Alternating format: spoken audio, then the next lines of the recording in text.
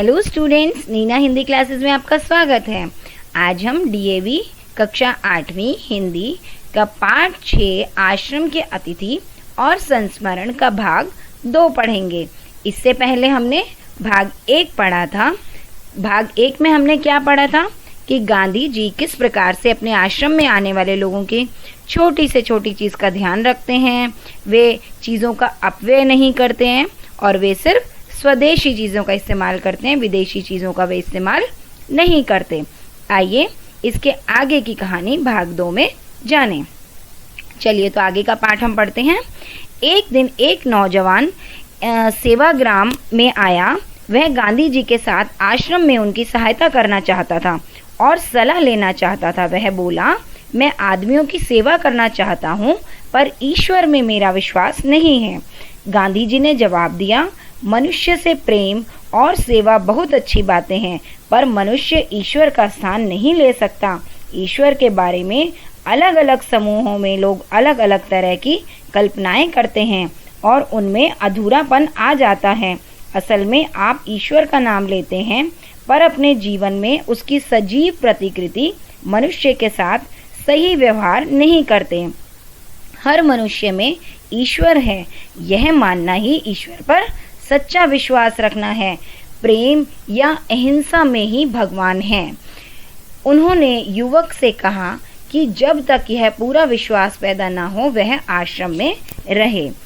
तो जानते हैं इसमें क्या कह रहे हैं, होता क्या है। एक दिन एक नौजवान व्यक्ति सेवाग्राम आश्रम में आता है और गांधी जी से कहता है कि मैं आश्रम में रहकर आपकी सहायता करना चाहता हूँ, लोगों की सेवा करना चाहता हूँ, लेकिन वो कहता है कि मेरा ईश्वर में बिल्कुल भी विश्वास नहीं है।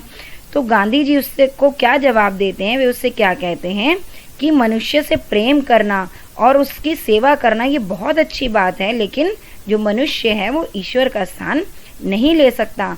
वे क्या कहते हैं कि मनुष्य मनुष्य की जगह और ईश्वर ईश्वर की जगह है।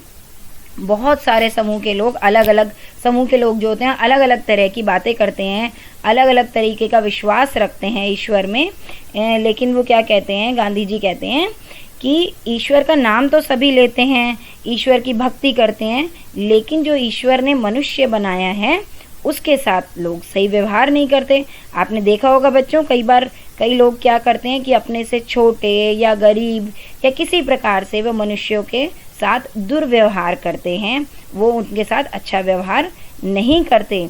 लेकिन गांधी जी का क्या मानना है, वे कहते हैं कि हर मनुष्य में ईश्वर है और मनुष्य की सेवा करना और इस बात को मानना ही ईश्वर पे सच्चा विश्वास रखना है। प्रेम या अहिंसा में ही भगवान है, ऐसा वे कहते हैं कि मनुष्यों से प्रेम करना और अहिंसावादी होना, इन विचारों को मानना, इन विचारों में ही भगवान है, ऐसा गांधी जी उस नवयुवक से कहते हैं। और वे उसको कहते हैं कि जब तक इस बात का पूरा विश्वास उनके मन में ना हो जाए तब तक वो आश्रम में ही रहें और लोगों की सेवा करते रहें। ठीक है, आइए आगे पढ़ें। एक दिन आश्रम के उस समय के मंत्री छगनलाल जोशी ने कहा कि आश्रम में कोठार के काम में हिसाब में कुछ गड़बड़ी हो गई है। उस दिन शाम की प्रार्थना में उन्होंने कहा, छगनलाल भाई ने इस सत्य को छिपाकर रखा, यह बहुत बुरी बात हुई। हम इस आश्रम को सत्याग्रह आश्रम कैसे कहें? छगनलाल जोशी गांधी जी के ही भतीजे थे। गांधी जी आत्मशुद्धि के लिए उपवास की बात करने लगे। किसी ने यह बताया कि कस्तूरबा को किसी ने 4 रुपए उपहार में दिए थे, वह आश्रम के दफ्तर में जमा नहीं किए गए।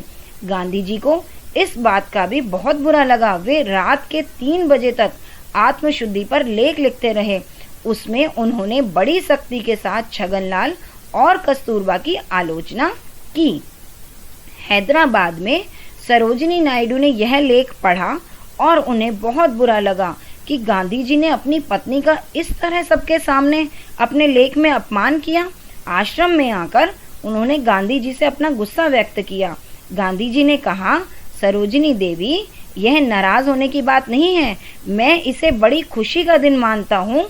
भगवान ने मुझे एक बड़े पाप से बचा लिया। आज मैं अपने नजदीकी रिश्तेदारों के दोष नहीं बताता तो कल सारे आश्रम में यह बात फैल जाती और धीरे धीरे भ्रष्टाचार हमारे सारे जीवन को खा जाता। गांधी जी छोटी से छोटी भूल के सार्वजनिक प्रायश्चित में विश्वास करते थे। इसमें वे पत्नी, पुत्र, मित्र किसी को क्षमा नहीं करते थे। तो यहाँ पे क्या बताते हैं, एक दिन क्या होता है, आश्रम के एक मंत्री थे छगनलाल जोशी। उन्होंने कहा कि आश्रम में कोठार एक व्यक्ति थे कि उनके काम के हिसाब में कुछ गड़बड़ी हो गई। लेकिन गांधी जी ने बताया कि शाम की प्रार्थना में कि छगनलाल ने इस बात को छिपा कर रखा। ये बहुत गलत बात है। उन्होंने कहा कि इस आश्रम को हम सत्याग्रह आश्रम कहते हैं कि और छगनलाल जोशी ने वहां पर इस बात को छुपाया, इतनी बड़ी बात को, तो ये बात बहुत गलत थी। छगनलाल जोशी जी कौन थे? गांधी जी के ही भतीजे थे। तो गांधी जी आत्मशुद्धि के लिए उपवास की बात करने लगे कि आत्मशुद्धि के लिए उपवास किया जाना चाहिए। इतने में किसी ने उनको आकर बताया कि कस्तूरबा कौन थी? गांधी जी की पत्नी। किसी ने बताया कि कस्तूरबा जी को किसी ने 4 रुपए उपहार में दिए और वो आश्रम के दफ्तर में जमा नहीं हुए अभी तक।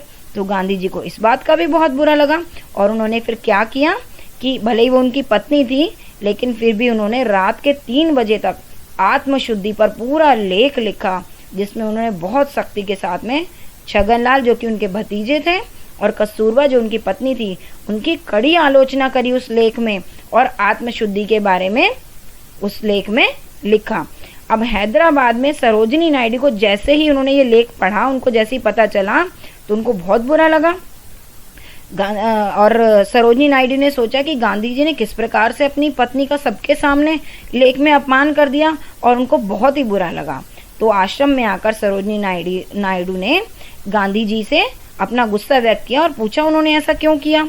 तो गांधी जी ने क्या किया कि सरोजिनी जी से कहा कि इसमें नाराज होने की कोई बात नहीं है, बल्कि ये तो बड़ी खुशी की बात है। और उनको ये लगता है गांधी जी को कि अच्छा हुआ कि भगवान ने उनको बहुत बड़े पाप से बचा लिया, कि अगर वो ऐसा करते कि इस बात को वो छिपा लेते और सबके सामने नहीं आने देते, जो कि उनके भतीजे छगनलाल जोशी ने और कस्तूरबा जी ने, उनकी पत्नी कस्तूरबा जी ने किया, अगर वे छिपा लेते तो ये बहुत बड़ा पाप हो जाता।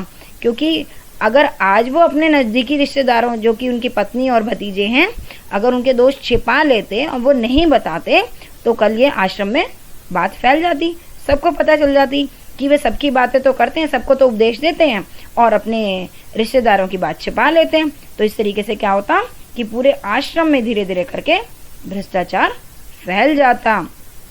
इसलिए गांधी जी छोटी से छोटी भूल को भी, भले ही वो उनकी पत्नी, पुत्र, मित्र, भतीजे, कोई भी नजदीकी रिश्तेदारों किसी से भी हुआ हो या आश्रम में रहने वाले किसी और व्यक्ति से हुआ हो, कोई भी भूल हुई हो, वे उन सब के लिए सार्वजनिक प्रायश्चित में विश्वास करते थे और वे किसी को भी क्षमा नहीं करते थे।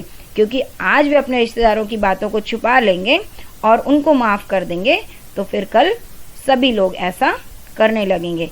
इसलिए वे सबको एक समान मानते थे।